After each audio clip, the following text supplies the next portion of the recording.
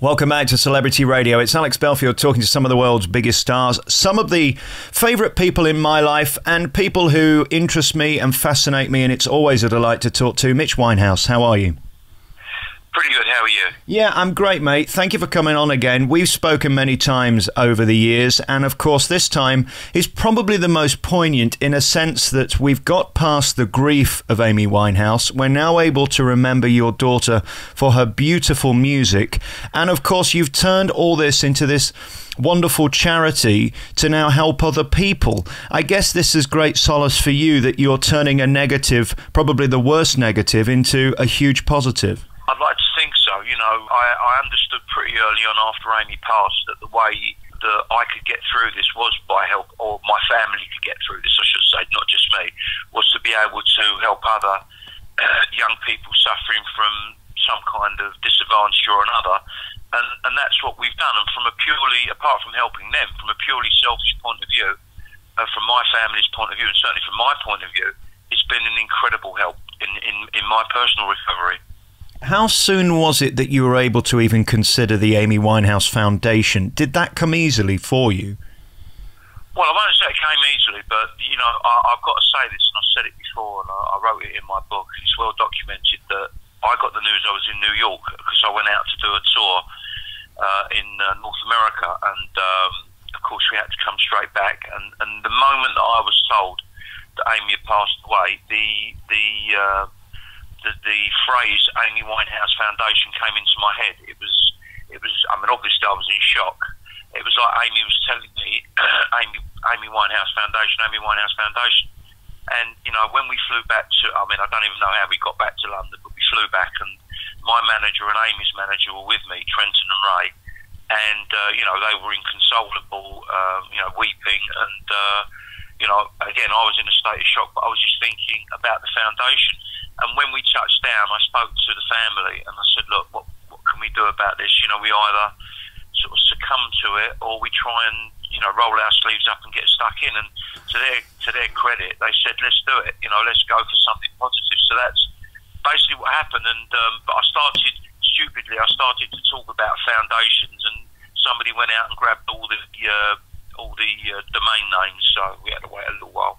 But, you know, we sorted it out in the end.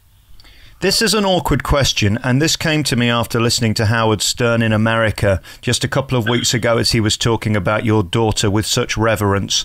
This comes after hearing on Popmaster last week a question about Amy. Was it worth it? I mean, this is a horrible question to ask, but the price she paid for those 2 albums of genius, where are you now in the payoff? I mean, I asked this question once of Freddie Mercury's mother. Do you think without music she would have been able to fight through it, and without show business she'd still be here today? Well, it's an enormous question to answer, and the question is, I don't know. But showbiz and music gave her so much. This is what she wanted to do. And I wouldn't say that this was a price that she had to pay. You know, there are many people struggling with addiction today and suffering terrible loss that haven't been in show business. You know, addiction is as random as cancer or as random as a heart attack. It affects anybody at any time in any profession. So I wouldn't blame the music industry. I would just say that there were certain aspects of the music industry perhaps that affect everybody, that, you know, you want a bit of, frankly, you know, I find it myself, unbelievably, where you want a bit of privacy, and sometimes it's not always to find that privacy. And some people are better at handling it than others. But I wouldn't blame the music industry for Amy's problems in the same way that I wouldn't blame Blake for her death. You know, he wasn't responsible for her death. So, you know, I think it would be unfair to place the blame on music. There are so many facets to people, and so many different things going on for people who are struggling with addiction, self-image, all different kinds of things, low self-esteem. You can't really pin the towel on anything. Do you think Amy knew that she was A, beautiful, and B, probably the greatest singer of her generation, or possibly ever? Well, you know, I mean, it's difficult for me to get through this without getting very emotional. I mean, one of the last conversations she said to me was, "Dad, do you think I'm beautiful?" And know, Amy, I think you're not only a beautiful girl, you're a beautiful person, which is what she was. I mean, you've heard all the stories about her kindness and generosity. She was a wonderful young lady, as many people are in the music industry. And, you know, I think she did have self-doubts about herself. As far as her talent is concerned, what I found interesting was, again, latterly, she would watch, say, YouTube clips of her from previous shows, and she'd say to me, "You know what, Dad? I was really good." And I said, "You are good, Amy. You know, you're great. You're a great singer." Interestingly, I've been so wrapped up in her, I didn't realise what a great singer she was until now. You know, I listen to some of the stuff that she does, and I go, well, wait, this is amazing. You know, especially the Paul Weller and Jules Holland, Don't Go to Strangers and things like that. It's just beautiful. Yeah. And, you know, speak to Tony Bennett, who's a friend of the family. He regards her as one of the all-time greats. So, yeah, I don't know whether she did realise she was great or not, but I don't know whether that would have made any difference to her. I mean, she was very self-effacing. Yeah. You know, you couldn't pay her a compliment. She wasn't interested. Not that my opinion counts, but I think she was our greatest voice since Dusty Springfield. I truly do. I think she had an extraordinary tone. I mean, the first time I heard Tears Dry on Their Own, I was so moved to tears by it because it was so beautiful. But there was a tragedy within her voice, wasn't there? She was able to emote far more than most people can. And that's a great blessing. But of course, there's a price to pay for that. It means you're hypersensitive. Yeah, well, the price to pay is, for her, was always she was writing songs with, you know, she wasn't like Irving Berlin or Cole. Irving Berlin would get up every day and he'd write a song every day. The moon is blue, the sky is blue, the moon, the grass is green, a girl walks past, give me a kiss, darling, you know, one of those silly love songs. Yeah. Amy, every song that she wrote was autobiographical. And when she wrote and sang Tears Dry on Their Own, she was writing Tears Dry on Their Own. Yeah, and when she sang it, she was emoting Tears Dry on Their Own. And that was one of the problems after Back to Black came out, was that, of course, most of that album was written with Blake in mind. She wrote that song about Blake and about their relationship. That's why it's difficult for me to listen to. Yeah. And, you know, and she'd moved on. So when she was now with Reg, who you know, her and Reg were going to get married and have a family, and she's now having to still sing Tears Dry on Their Own and Back to Black and stuff like that. That's when things became difficult for her, because she didn't really like to sing those songs anymore. It took her back to a place where she didn't want to be. Yeah. There are many people involved when somebody passes, like Amy. How's Reg doing, by the way? Is he okay?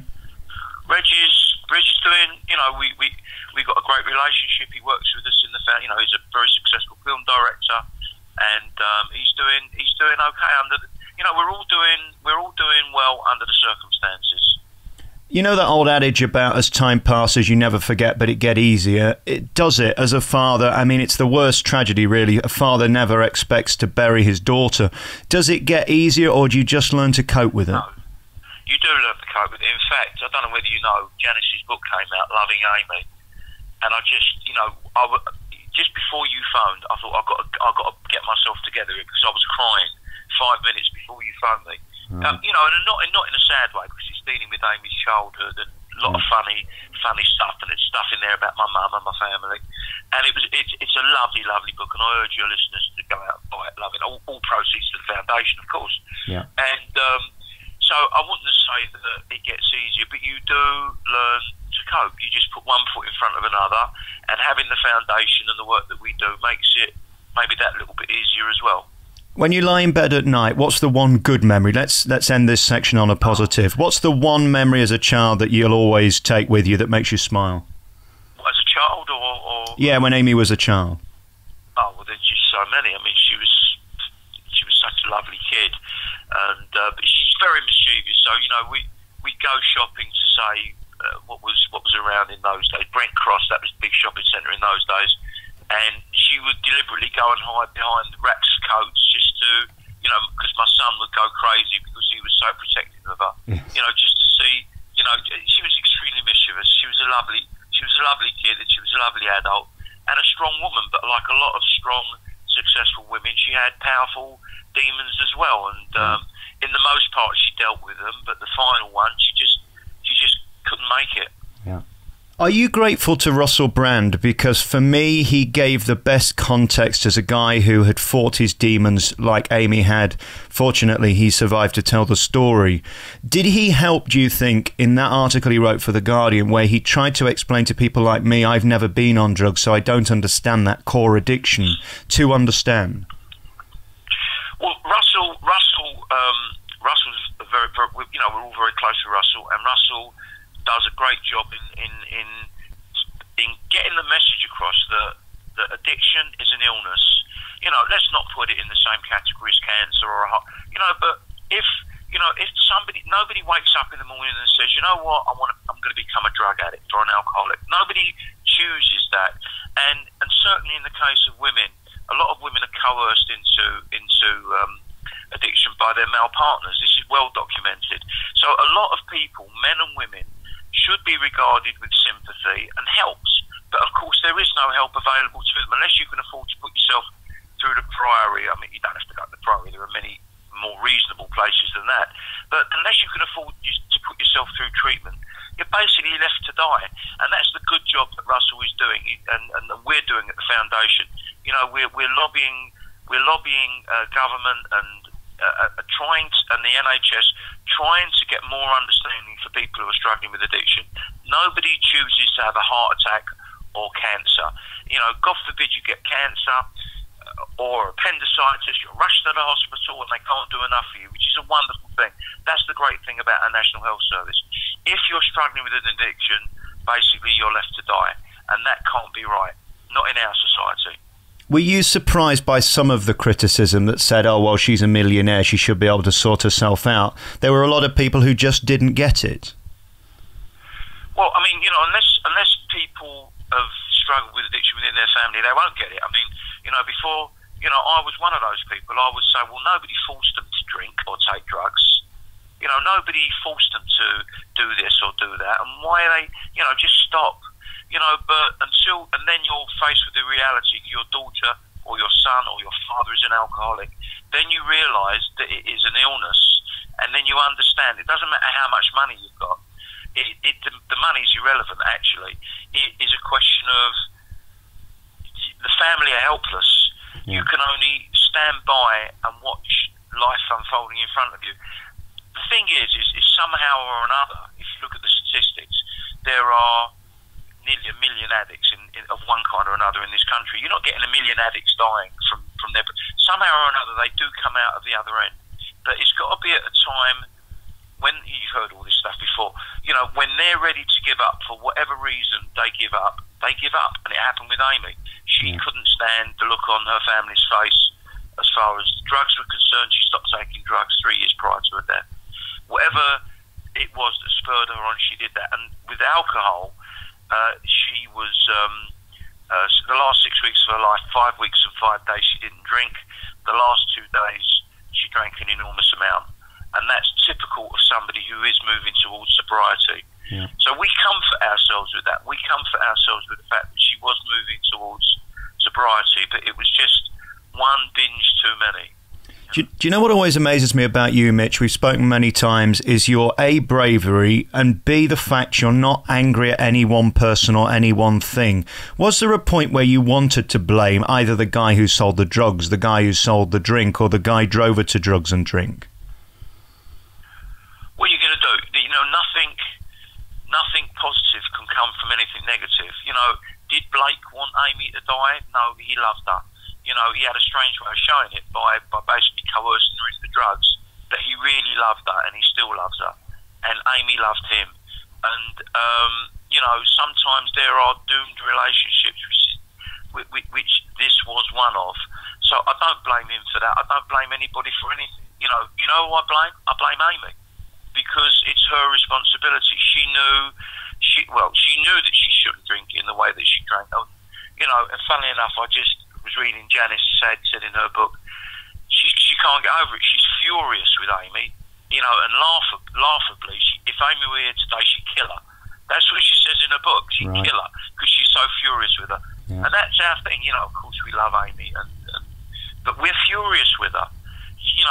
She should be heading up this foundation, but of course there wouldn't be a foundation, would there?